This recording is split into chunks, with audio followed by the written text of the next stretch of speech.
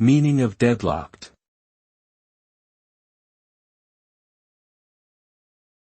Deadlocked.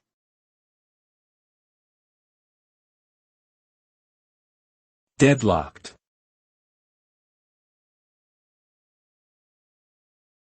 Deadlocked.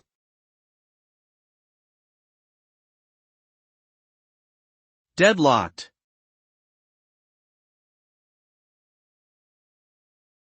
Deadlocked refers to a situation where two or more parties are unable to reach a resolution or agreement due to an impasse.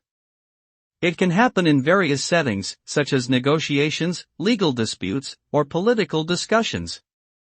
In a deadlock, both sides are stuck in their positions and unable to move forward.